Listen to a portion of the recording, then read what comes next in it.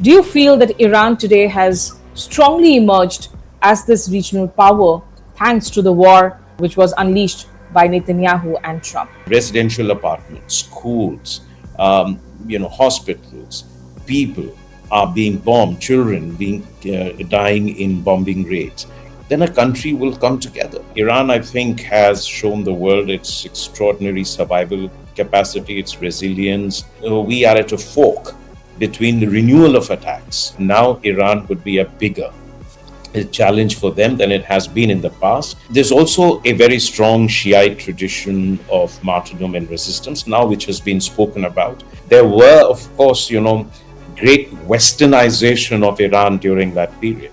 But because of 1953, there was also a deep sense of what you can call anti-imperial sentiment. Nation is invaded, it tends to unite. It will say, okay, we have our internal differences. We will fight our regime.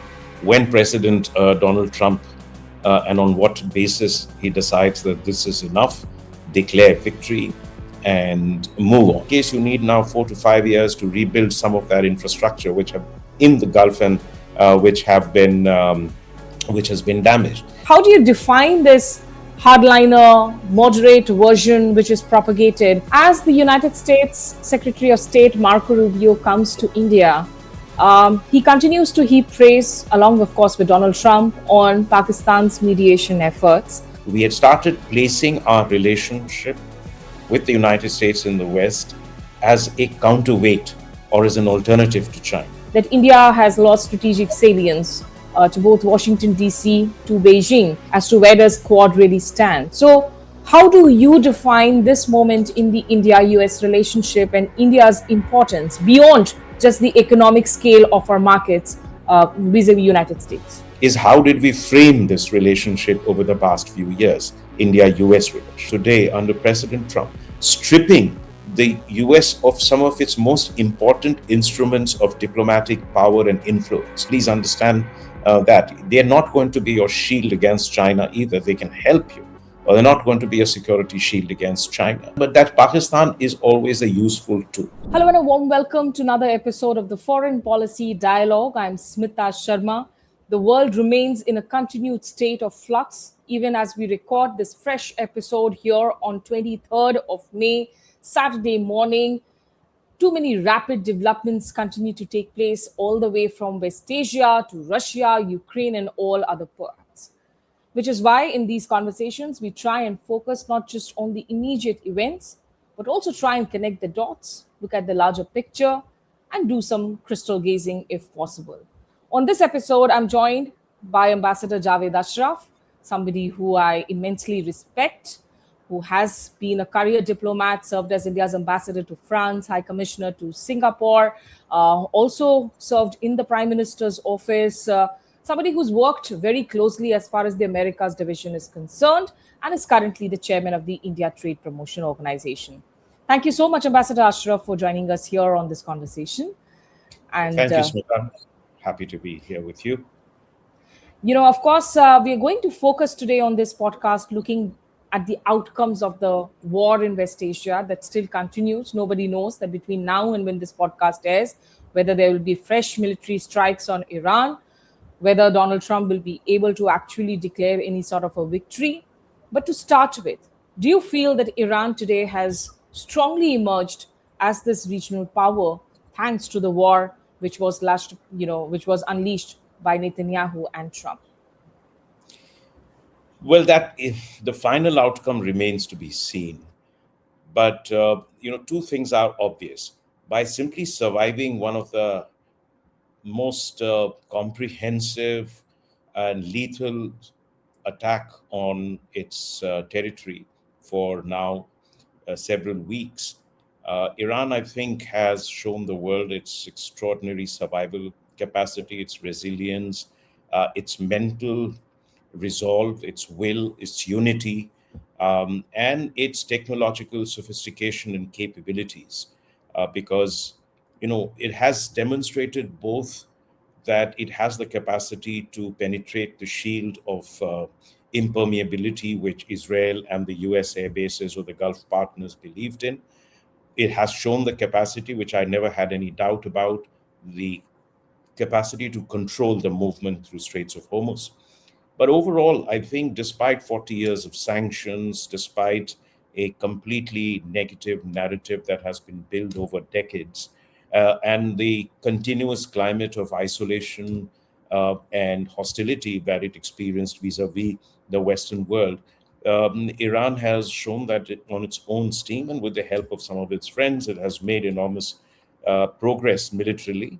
But more than that, it is also the staying capacity, its mental resolve, its national will, its unity, and it's the command structure, the governance structure that has survived one of the most brazen attacks on its leadership, decapacitation of its leadership, shows that Iran has all the ingredients to become a major regional power.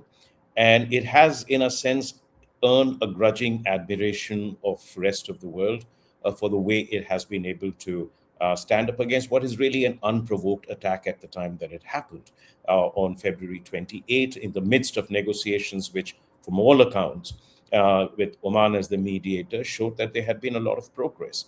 So it also has, in a sense, a moral upper hand in this the war. Now, why do I say the outcomes remain to be seen? Because at this point of time, we are at a fork between the renewal of attacks, and it could be much stronger, much higher than in the past, at the initial stages of the war, or that they actually achieve a negotiated settlement, interim, then leading up to something final.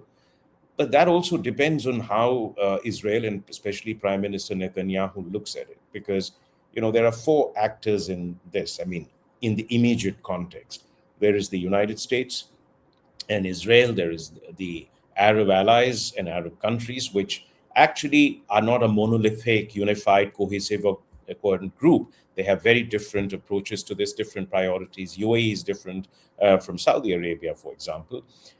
Turkey, Egypt, all of them have a different focus on this.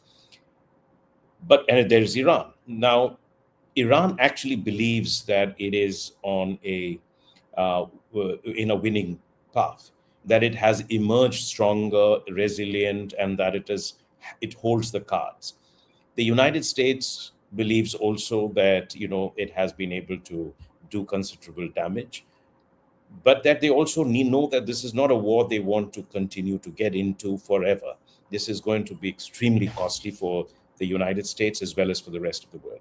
For Israel, they would probably be feeling that now Iran could be a bigger challenge for them than it has been in the past, because it has survived the most debilitating attack, and that it has emerged feeling victorious. So they would like this to continue. They would like this to be decimated.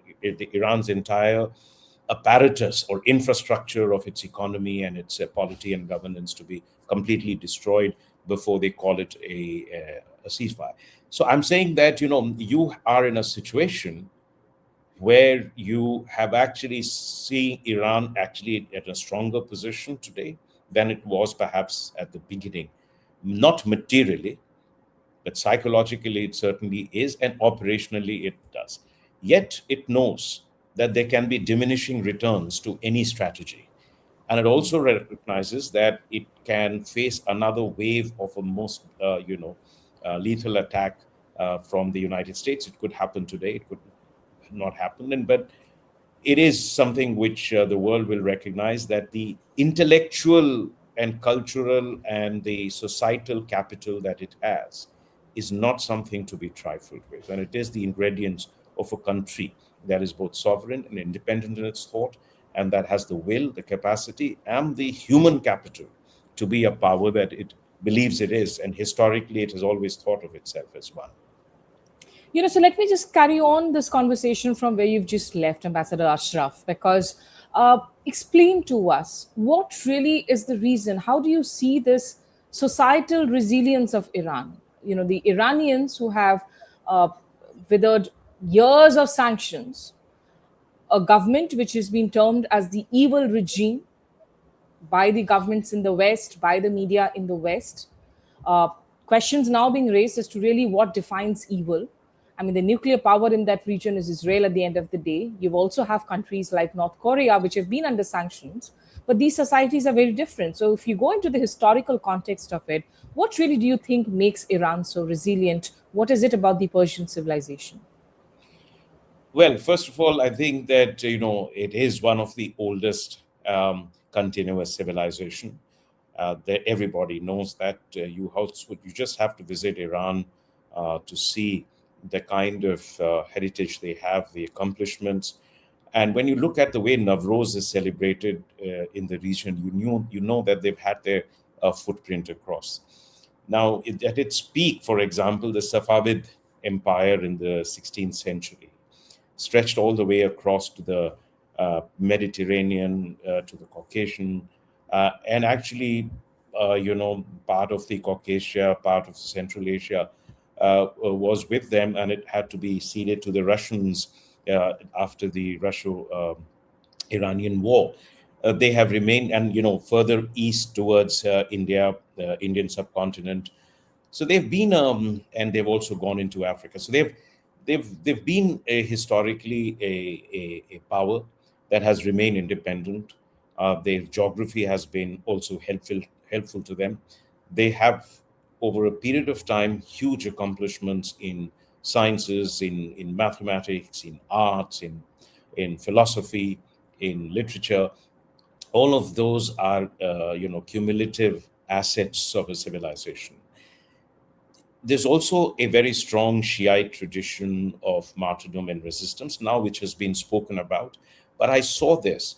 If you go back to the 1980 to 88 Iraq Iran war, this was an Iran which had just come out of a revolution, had almost entirely dismantled the apparatus of Shah's Iran. And then you was facing a very strong Iraq under Saddam Hussein, backed by Russia, backed by the West, and backed by the Gulf countries because they feared the export of an Shiite Islamic revolution to unseat the Gulf monarchies at that point of time. So, and they came together, they fought, and they reached a stalemate, which had to be then settled through negotiations.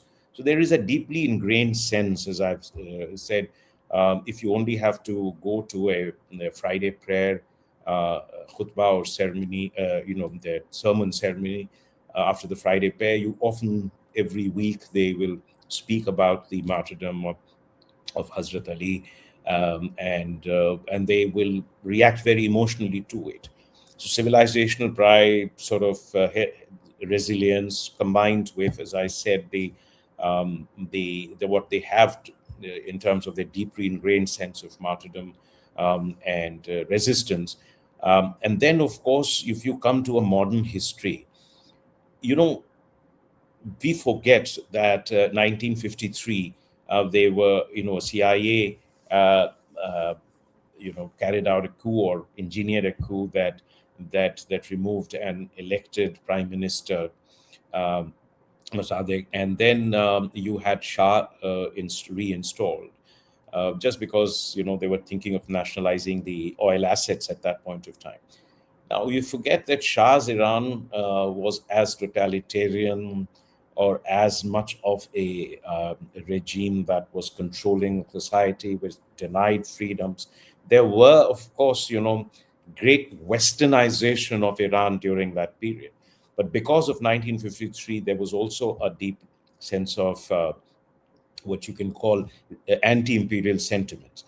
And then, so when we talk of the oppressive regime, which it is, a controlling regime, a regime that is in some sense a hardline totalitarian regime in Iran, we forget that Shah's Iran was, Savak is very well remembered as a terrorizing or somebody which an intelligence agency that was uh, deeply feared in Iran at that point of time. So they've not. It's not that they have not seen this kind of a situation. When it comes to women, of course, the situation changed.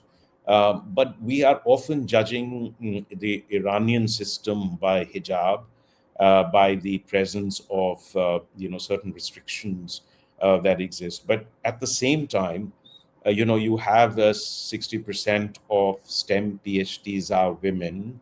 You have women labor force participation rate in professional fields. They've done well for themselves. Yet there's no denying the fact that there have been discrimination of the kind that you didn't see during the time of Shah. But they're used to this kind of a totality of things. Finally, when a nation is invaded, it tends to unite. It will say, okay, we have our internal differences. We will fight our regime. But when it comes to a war that is imposed on a country, where residential apartments, schools, hospitals, people are being bombed, children being dying in bombing raids, then a country will come together, and I think it will only give them a greater sense of unity and resilience. So the idea, and I'm not saying this with the benefit of hindsight, on February 28th, while speaking at a media summit, much before we knew that Ayatollah Khamenei had been killed, I was asked this question. It was in Mumbai, what is this? I said, this is a regime change attack, but regime change won't happen because of all the factors that I have mentioned to you.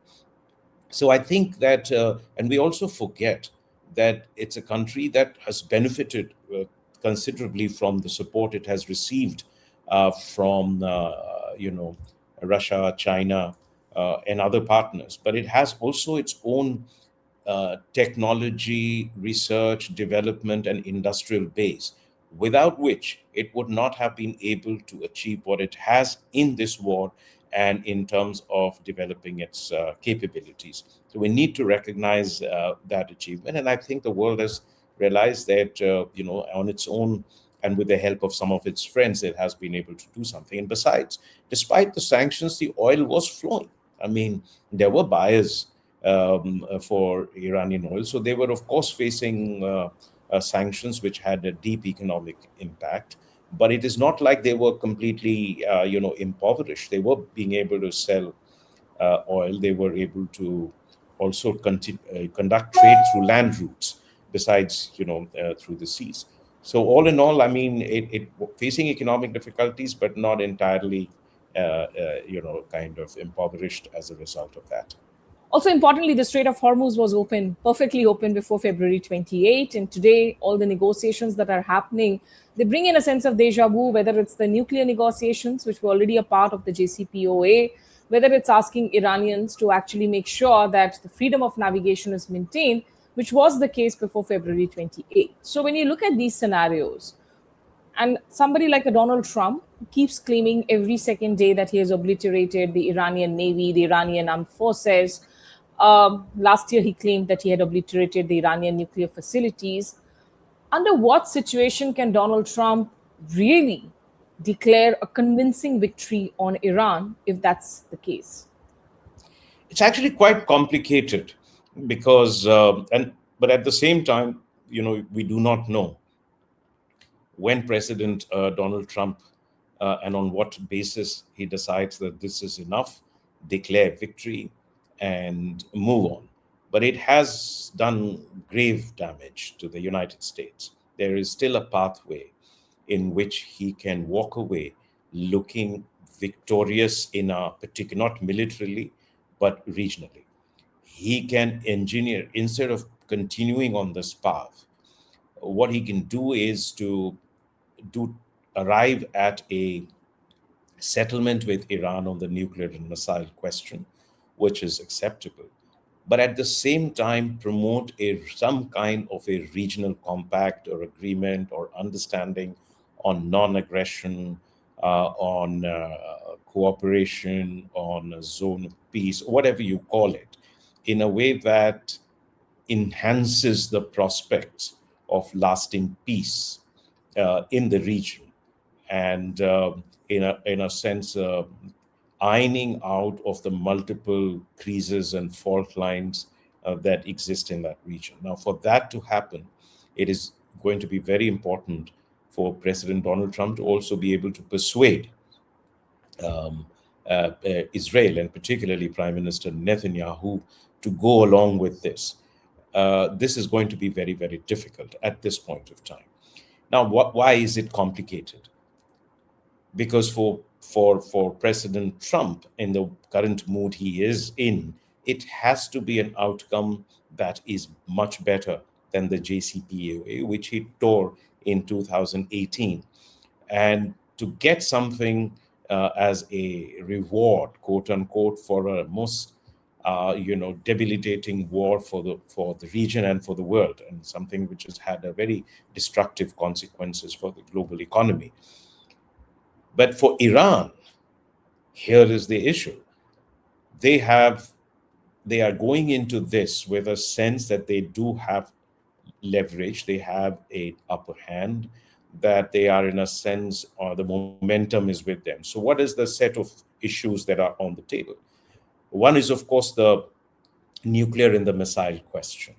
Now, the big difference is, in the details of what enrichment is permitted, for how long enrichment will be suspended, etc. Those kinds of questions, dilution of the or removal of the existing stock of enriched uranium, 20%, 60%, those are matters of detail. There is the question of limits on missile capabilities. When you say that you've obliterated the nuclear program, then why are you negotiating this? That is obviously a recognition that it still exists, and it certainly exists in the minds of hundreds and thousands of scientists and engineers. So so currently the difference is on the duration of the suspension of enrichment and the missile range, this or the complete elimination of the missile thing, none of which is Iran is going to agree to. But it has got linked to the removal of sanctions, then unfreezing of assets and war reparations. So this becomes something which is a red line for the United States. I can't see them paying war reparations, even if the sanctions are progressively removed. But the third element in this is the war itself, complete cessation of war across the region, including in Lebanon, and gradual and progressive removal of American forces from the region. Now, the United States may actually progressively withdraw forces, as it did in Lebanon after there was horrific killing through a terror attack of American soldiers, or as UK did, Great Britain did after the 1956 Suez Crisis. So that may happen down the line. And the final element is the Straits of Hormuz, which is a new element, which introduces a completely new element in commonly understood maritime conventions and the interpretation of the customary law with regard to UNCLOS, or the law of sea. So, I mean, whether it is that people are signatories or no, whether they are ratified, the world has functioned on that basis. There are breaches and exceptionalism that we all understand. But US could actually may, in a sense, say, okay, fine. I mean, it doesn't bother me much. I don't recognize it officially, but may let it happen de facto. That the Iranians continue to do what they are doing, charge a fee, run it like a maritime authority, and the world moves on as long as oil is flowing and the toll is priced into the oil and gas, and everyone goes back. Because in any case, you need now 4 to 5 years to rebuild some of that infrastructure which have in the Gulf and which has been damaged. The real question will be, what are you going to accept in with regard to the war and cessation of the conflict? What will you accept with regard to the nuclear and missile program? And what will you accept with regard to sanctions? And now here, sanctions and assets and reparations. So reparations are out of the question. Where the problem is that both want more out of this than was there in the past, because both have paid a price for it. This is where, so for President Trump, must be JCPOA plus, or for Iran, certainly has to be more than what they conceded or what they got out of JCPOA. And now it has extended to a completely new territory in terms of the Straits of Hormuz. So it's a difficult one. You can still have negotiations. You can still have a framework agreement to extend this ceasefire and then continue negotiating till everyone's tired of it and world goes back to business. Or you have another round of active hostilities, attacks, counterattacks. This could have a very, very serious consequences for the global economy. Already, that slack that we had is got completely stretched. It's now at a snapping point, and we, India, the rest of the world, could face very serious economic consequences. But one of the crucial elements which has complicated these negotiations is the absolute absence of trust. And the Iranians have justified reasons to say that we do not think the Americans negotiate in good faith. We have seen them backstabbing us on way too many previous occasions also. And in that context, when America tries and portray that Mujtaba Khamenei is a more hardliner, or IRGC is in command, what is your sense of, is the Iranian command really fractured? Is IRGC in control? And B, how do you define this hardliner, moderate version which is propagated, considering that if the Americans are now saying that the Iranians are more hardliners, then Ayatollah Ali Khamenei, Ali Larijani, the likes of these who were assassinated, I mean, are you saying that they were more moderate and yet they were assassinated?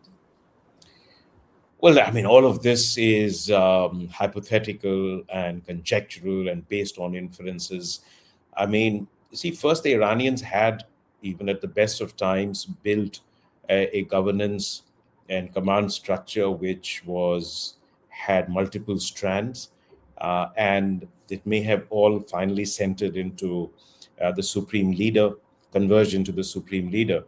But they did have different structures for different purposes. And I think this is part of their resilience response and part of the way they needed those checks and balances within their own system. So that is was always there. So it wasn't all, and which was one of the problems people had in negotiations with them. Not even on big issues of nuclear, but even on economic issues. You didn't know who was going to finally call the shot. So you have to live with that.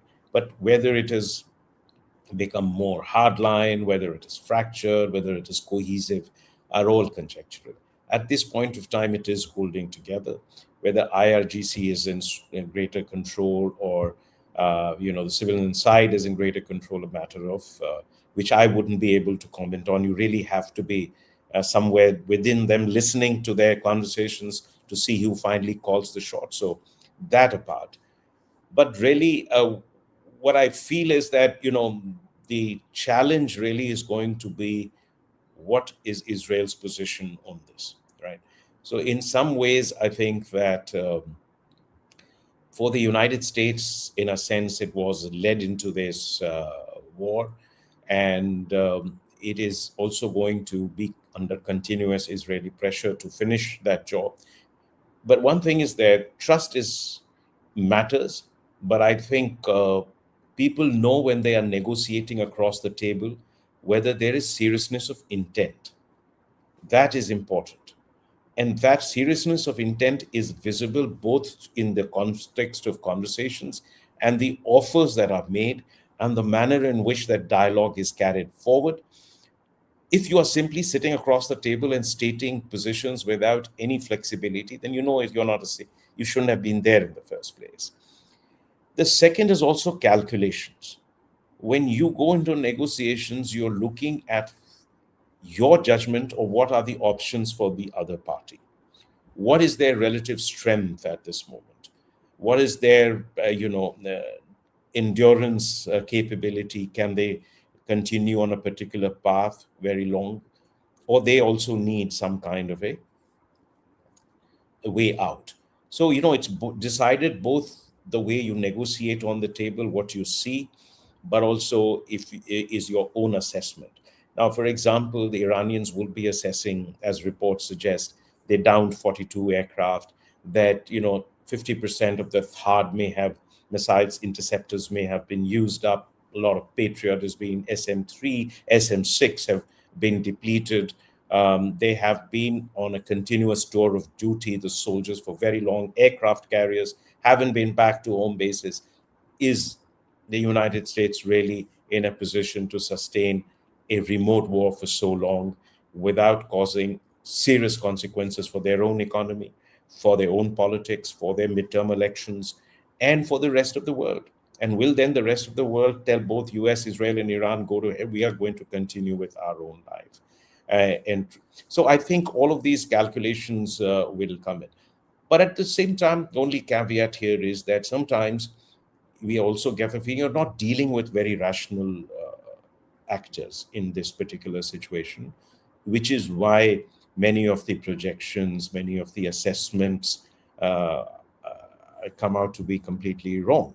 Because even those who have dealt with these subjects for very long periods of time are sometimes nonplussed by the sort of quick changes in the positions, particularly in the So, United States.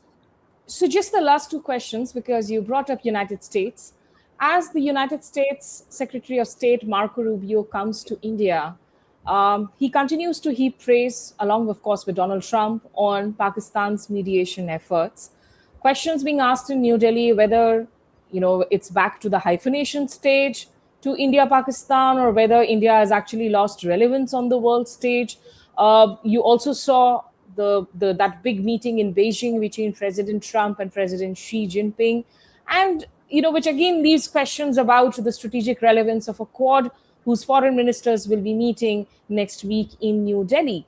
So I was speaking to Ambassador Ashok Kanta on the last episode, where he argued that India has lost strategic salience to both Washington, D.C., to Beijing.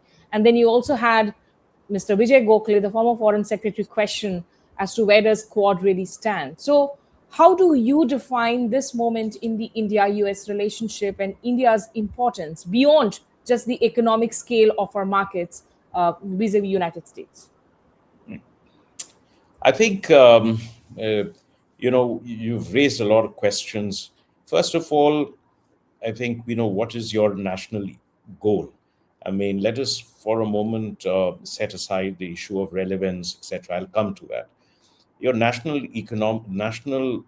goal has to be that foreign policy serves the overall objective of India's national economic transformation, social economic transformation, to support India's inclusive development, growth, modernization, technological advancement, economic resilience. I think these are paramount goals. For one, of course, you need a stable and a secure periphery to achieve this. You also need a stable and world in order, and a predictable world in order to pursue this. Now, some of those variables are not in your control. So my sense is at one level that the government's policies are fundamentally driven by these objectives at the moment. So relationships are also being seen in the context of what it does and what they do for India's economic goals. One is, of course, whether you talk of markets, finances, technology, energy, critical minerals, other resources, mobility of your people. So these become a very important priorities in our external engagement, and you saw that was the key focus in the relationship in Prime Minister's recent multi-country visit to Europe as well. This is also the priority as you look towards the east to Southeast Asia, Korea, Japan, and which is the reason also we are in a sense softening up on opening up our position with regard to China, because China remains the eminent source of all the critical bottleneck products that are important for global supply chains and for industrialization. So this is, I think, the overall policy. I think our concern should be is how did we frame this relationship over the past few years, India-US relations. And I think this has been a relationship which perhaps because of all the rhetoric around it has been in a sense elevated to a level where to the exclusion of perhaps all other relationships, to one which was seen as the defining partner for the 21st century, the central pillar of the Indo-Pacific, free and open Indo-Pacific. And Quad, for example, had almost been elevated to the cornerstone of our Indo-Pacific security architecture, although India actually has an overlapping and intersecting web of security partnerships, both within the region and with powers from outside the region. So we also had begun to believe that we had started placing our relationship with the United States in the West as a counterweight or as an alternative to China. And as I've argued at many places, this is a strategy that leads to loss of agency, but is also, problematic for other reasons. One of which is that whole strategy has, in a sense, been upended by the United States, particularly by President Trump. One, that there's a complete retreat now from the international system, which it helped create and which it led for over 80 years. Second, the classical US strategy used to be that you will directly deal with an adversary, and at the same time you will also have a alliance systems to contain or deal with their adversary. And the goal used to be different. It was the preeminence of US hegemonic power in the world in a geopolitical sense. What you now see is a United States where goals are different. It sees China fundamentally as an economic challenge, an economic threat, and it is also beginning to realize that it is now not possible to contain it. Second, the strategy has shifted from the dual pillar strategy to one of direct dealing. So allies are being dealt with on the basis of perceived grievances and extractive possibilities. And you've seen that the first letters, remember, of tariffs last April was sent to Korea and Japan, which were the two closest allies. Australia has seen the challenges in its AUKUS and other programs. Europe, you see the transatlantic relationship has been untethered. And the United States, as I said last April, in its dealing with China, is not necessarily following any one particular trajectory. Then the United States is also today, under President Trump, stripping the US of some of its most important instruments of diplomatic power and influence: trade, investment, aid, education access, mobility, guarantees, commitments. These are things that were very important instruments of US power. Now you've seen what has happened to Taiwan. What is the signal it is sending to? So if you strip those instruments, and if you start also sending mixed signals to your allies, it's going to be, so you're shredding alliances, you're destroying mutual economic stakes, your reckless use of unilateral power because you think that best serves the US interests, and you are abandoning your instruments of diplomatic influence and power. Your power and influence is bound to shrink. And some of the instruments that we had got accustomed to, like Quad, you mentioned, have become less relevant. But let me come to Quad. See, Quad uh, has three members who are treaty allies. You are the fourth, military treaty allies. Second, their orientation is specific. Your orientation is fundamentally the Indian Ocean. Australia claims that it is both, but really, I mean, if you see Japan, Australia, US, and for the United States, the principal challenge, if it were to be from from China, is going to be in the Pacific. Indian Ocean is another flank, just as Central Asia could be another flank, but the principal conflicts will be there. So that's the orientation. You can bring up something over here, but our focus has been on issues of non-military aspects of the Quad. And that is what President Trump is also, in a sense, as I mentioned, the instruments he's in a sense abandoning or destroying. So Quad, you have to see what its real value is today, and it can be still operational, it can still be in terms of intelligence sharing, information sharing. And let me add a caveat here: the United States will not share uh, military information or information related, intelligence related to the state of Pakistan because of its friend on friend policy. I think that is something I have seen over 15 years of of dealing with them. And they will work with you on terrorism. They can give you hard intelligence of an imminent terror attack or pinpoint terror targets, etc. That may happen, but in dealing with the state or the military of Pakistan, they will draw a line. So that's your security limitation. I mean, please understand that they're not going to be your shield against China either. They can help you, but they're not going to be a security shield against China. So you can work together on maintaining overall maritime security, etc. But then you will do that with a number of other countries. And if you simply look at Quad as the foundation or the cornerstone of your security architecture, then the signal you are sending to Southeast Asia and many regions is that you are not an independent player and that you are coming in as part of a US-led alliance. So your own position in these countries or in these regions I mentioned, Southeast Asia, for example, or Southwest Indian Ocean region, all of that will diminish. So I would say that it's important to right size Quad, invest with it as much as is needed, rather than blow it up in some hyperbolic terms. And remember, in your maritime domain, who are the principal suppliers of your equipment? It's Russia and France, and it's going to be Germany very soon.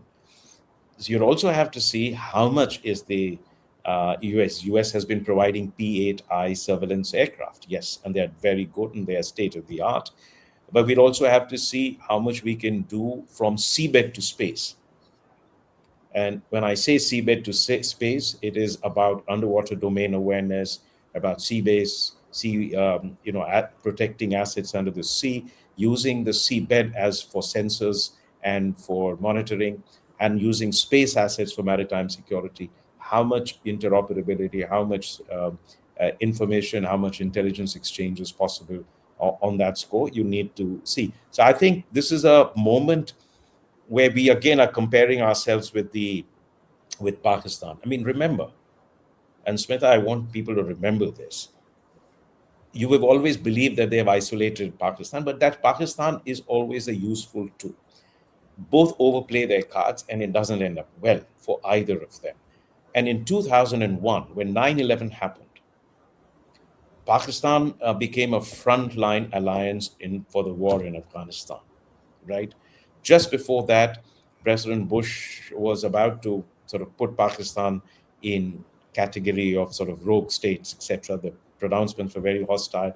I remember Richard Armitage coming here on May 11, 2001, together with his visits to Korea and Japan to unveil the new strategic framework of the United States. And at that time, he made some very caustic remarks. I've also heard it in private conversations. By 9/11, it changed. They became suddenly a frontline alliance where the United States was willing to only do cosmetic things with regard to India-centric terror groups like Lashkar and Harkatul Mujahideen and Jaish-e-Mohammed, but didn't go or didn't push Pakistan to really dismantle them. They took some cosmetic measures like 1260, declaring them as terrorist groups and so on and so forth.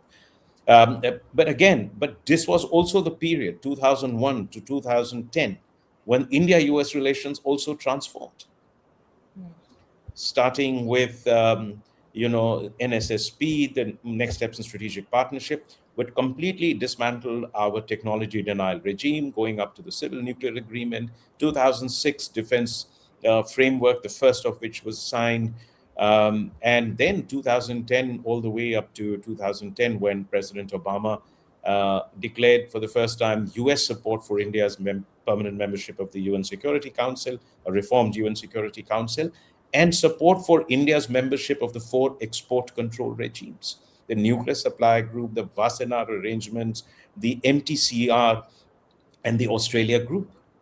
So we could do this while we were also, and this is also during this period, 2008 Mumbai terror attack happened, in which the US just put enough pressure to look like they're doing something, but they were still there in Afghanistan and they still needed all the support they could get from Pakistan.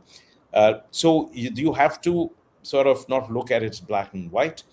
and it would Right. require again some degree of statecraft to renegotiate the terms of our engagement with the United States. Remember, that transformation of 25 years followed 50 years of estrangement, 98 nuclear crisis, when the relationship was completely frozen. That is the time, as a young officer, I came into the Americas division and worked on it for more than a decade. This was the time when we had the Strout Talbot Jaswant Singh dialogue, which led to outcomes, frankly, which were very positive for us. Um, but that was a different era, a different India, and a different United States. We are in a different world now. We see a very different United States that will remain largely the same even after a political transition. And we are India, which is on a different trajectory. We now need to see that old assumptions cannot be extrapolated to the future. Old trends cannot be continued into the future. So we now need to negotiate new terms of bilateral engagement and our global worldview. And this is a good wake up call, if you ask me, the current situation, to reappraise also what our domestic economic policies are going to be. So, when we speak of relevance, etc., we also have to see where we are economically today. There's obviously a lot of global expectations on our growth trajectory, on our industrial growth, on the whole process of ease of doing business, and etc. Now, for a number of reasons, we are also in a thing for many of our partners. They still remain invested in the long-term future of India. But at this point of time, I think they also feel that there may be some degree of disappointment on the economic side, and I think the government is cognizant of it. The whole set of deregulation commissions, the effort to reform the economy at this point of time is precisely geared towards injecting fresh energy, fresh momentum, a sense of purpose and enterprise into our economy, because we need to get back to 8%. We need to have a more stable external Right. economic engagement. So Okay. I think I think the I've covered all the issues: Pakistan, India, US, Quad, and there's so much more US. that I can continue talking to you about, because it's always a pleasure. When I speak to Ambassador Ashraf, there's just so much of institutional memory that one can gain from the perspectives that he shares, the historical contexts too. And I have a strange dilemma on my channel, because the last time we spoke in Hindi, I had my audiences request me for a conversation in English with you. And now that you've come in for the English podcast, I think I'll have to have you back again for another round of conversation in Hindi soon. Thank you so much again, Ambassador Javed Ashraf. A pleasure always to have you on the show. And thanks Pleasure. to all Thank you of very much. and thanks to all our viewers who tuned in. You can watch the previous episodes of the Foreign Policy Dialogue on our podcast section as well. Thanks for watching. Take care and goodbye.